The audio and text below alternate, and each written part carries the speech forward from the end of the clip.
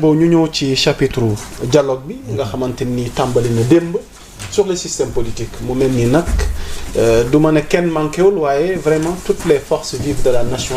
ñu ngi woon Diamniadio à l'appel du président Bassirou Diomaye Diakhar Faye. Alors au menu de ce qui a été discuté là-bas tey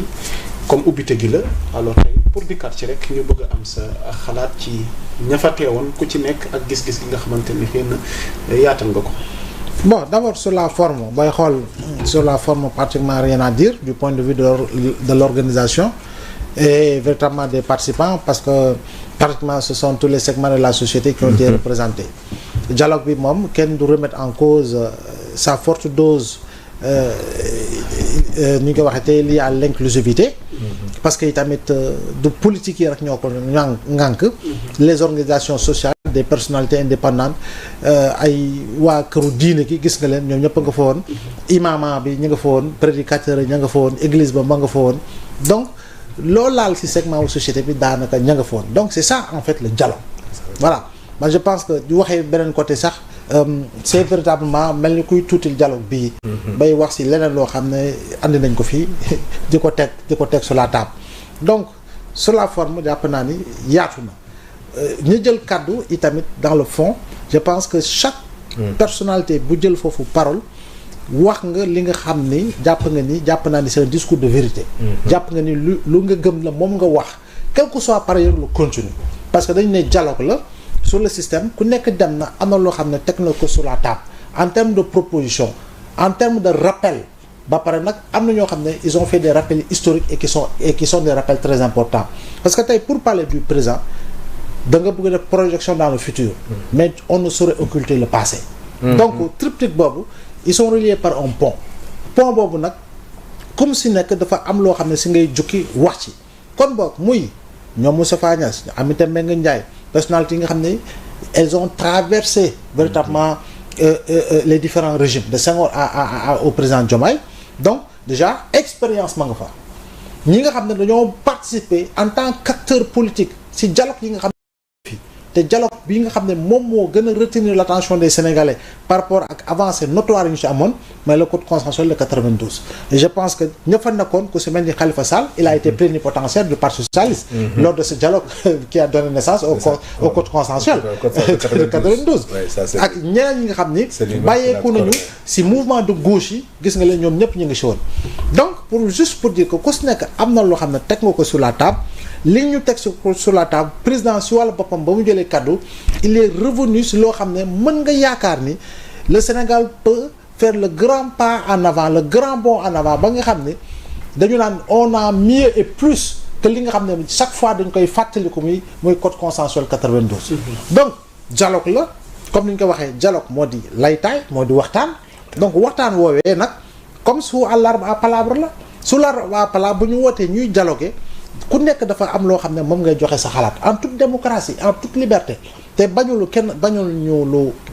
kenn xalaatam te ku si nekk wax na ko ni nga ko war a waxee dans le respect et véritablement si li nga xam ne mooy force de conviction par rapport ak intonation bi parce que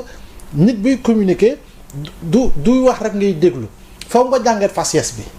faciès bi mooy expression du regard yaa ngi dégg l'intonation liée à la voix l'exclamation yooyu yëpp foog nga bàyyi ci xel la gestuelle pour xam ne kii li muy wax ni en fait li mu gëm la loo xam ne en réalité ñor na ko pour ñu mën a tabbi ci loolu te dëgg ñu jël kàddu ci dialogue bi yëpp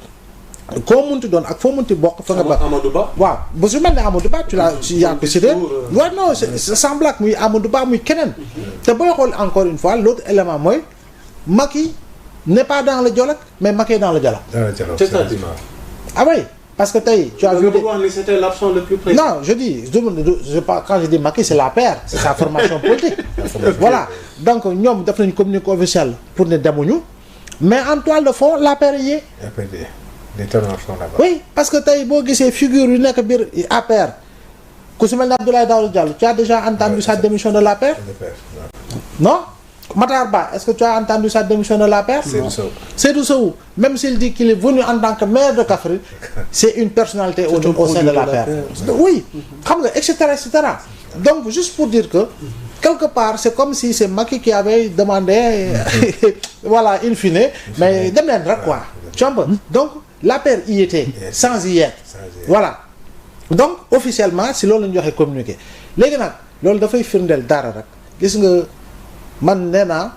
ku mu neex bu ñu wootee nga dem ku mu neex bu ñu wootee nga bañ a dem. mais grand laay déglu nga contre dialogue bi tamit ña fa teewoon. non loolu argument yi ñu teg sur la table. non il y a Bougane, il y a Pape Malick Ndour non tu sais d'autres qui étaient là-bas. non tu sais loolu ils ont donné leur raison. non tu sais on ne peut pas on ne saurait parler de contre dialogue. très sincèrement c'était une conférence de presse. li xewoon fa. c'était une conférence de presse c'était pas un contre dialogue. c'était une conférence de presse parce que tamit profil yi tey booy contre dialogue nga xool la nekkoon fële nga bëgg ko méngale ak la nekkoon sa contre dialogue bi ce serait manquer de respect à toutes ces personnalités religieuses. Touba Tivaouane Medina Baye Yoff ñëpp nekkoon fa. te fa ngay dem. église ba nekk fa. personnalité yi nga xam ne ña nga fa occuper ay fonctions yu gën a kawe ci réew mi. nga bëgg ñëw yaa Moussa teg balance bi ne dialogue ak contre dialogue pour man ce serait manquer de respect justement à ce moment-là. donc conférence de presse la woon ñan ñoo fa nekkoon dem nañu wax ne lu ñuy wax te encore que gis nga politique du da ngay forcer buntu. politique stratégie la te stratégie boo koy dérouler en politique il faut nga définir le contexte. man bañu ma contre dialogue parce que opposition bi ñuy ñoom sanu def nañ ko fi. mais contexte bi moo leen ko mayoon. parce que la leen mayoon nopp ci askan wi dafa bari. situation bu lourde bu ñu nekkoon sur le plan politique et social da leen mayoon ñu def contre dialogue parce que nit ñi doon lañ leen bàyyi xel. contexte boobu nag faw nga koy situer en politique pour mën a définir des stratégies gis nga boo ko deful di nga def waaye la ngay yaakaar mu dégg la du la dégg ba lay déglu tu vois donc je pense que il faut savoir par moment il faut savoir raison garder xam ni am na loo xam ne yaa ko moom war nga ko jël sa cër la kenn mënu la ko tere waaye tamit dafa am ni nga ko war a defee fi nga ko war a defee ak jamono ji nga ko war a defee sinon en réalité la nga say xaar doo ko ci am te dialogue bi pour man c'est le moment ou jamais si situation bu nekk contexte bi nekk élection bi gën a jege 2027 la ñaari élection yi ëpp solo présidentielle ak législative 2029 la donc liñ ci war a mën a jëlee pour tabax lu bees sur le plan du système politique de manière globale dem ci rationalisation ci financement statut chef du parti kii defaraat yeneen ak yeneen jàpp naa ni c'est le moment le plus approprié le moment le plus opportun pour mën a tabax loo xam ne ñun encore une fois daañu rawaat yeneen dëkk yu bari en Afrique parce que tamit comme on le dit c'est en temps de paix que l'on prépare la guerre et quand on prépare la guerre en temps de paix on définit les meilleures stratégies par rapport à des consensus forts par rapport à des compromis forts pour maintenir le pays dans la paix et la stabilité et éviter justement la guerre. Honorable Sanu Ndione ngeen teewaloon fa askan wi alors les grandes lignes ci bésu bu dem bi nga xamante ni vraiment bëri na fa kilifa yi fa daje. li ëpp importance mooy li Ablaye wax mooy contexte bi lépp looy def rek xoolal c'est dans quel contexte bi ñu ko defee. moo ñu doon gën a tardeel mooy toujours on n'a jamais été dans l'anticipation dañuy xaar ba élection jot rek quelques politiciens yi ñëw te dialogue yëpp lan la woon code électoral bi dañuy xool rek naka dañ koy aménager foofu ma sa am bien que nag le Sénégal dañoo yàgg di dialoguer code consensuel bu 92 bi wax dëgg yàlla on a pris le temps mais xam nga dëkk àddina day avancer puisque ñuy avancer mun nañ ko gën a defaraat mu gën a baax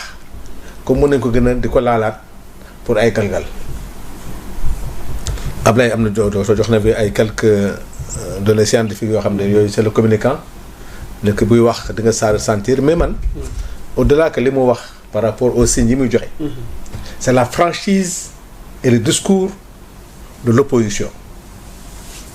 ñu ci bëri xaatoon nañu ay Amadou Ba ay Aliou Ngouille bu ñuy wax dañuy raayal franchement pas le discours yëpp. ñu tàmbali ci Amadou Ba. Amadou Ba il a fait un discours. Comment avez-vous trouvé son discours? Franc, honnête, pertinent, un opposant qui a parlé. C'est un opposant qui a parlé. ñoom ñëpp ku ci wax nga li nga xam de képp ku doon opposant am loolu naqari tey boo toogoon mën a wax lu ëpp loolu. amul lu ñu bàyyiwul des choses même qui ne concernent même pas le dialogue pour interpeller le pouvoir pour leur dire qu'il y a des choses pour apaiser ainsi de suite mais loolu mooy li ñu gëm mooy li ñu xalaat ñu nangul leen ko parce que dialogue la. mais Amadou Bi joue-t-il réellement son statut de chef de l'opposition? Ouais, mais statistiquement bu ñu génnee élection yi moo topp ci ñi fi falu. mais xam nga. mais on a vu Amadou Ba. amul benn silence bu. mais non c'est que lan la nit ñi bëgg te yaa ngi génne élection même pas 1 an qu'est-ce que tu vas faire qu'est-ce que tu vas dire li baaxul ñii ñu ngi ci xam nga nit aussi il faut pas qu'on soit pressé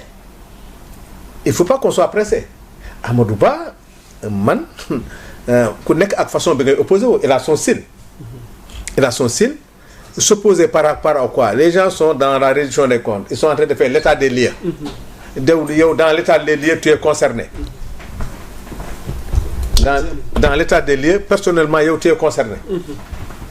yow yaa ngi wut système de défense par rapport à l'attaque tey reddition des comptes yaa war a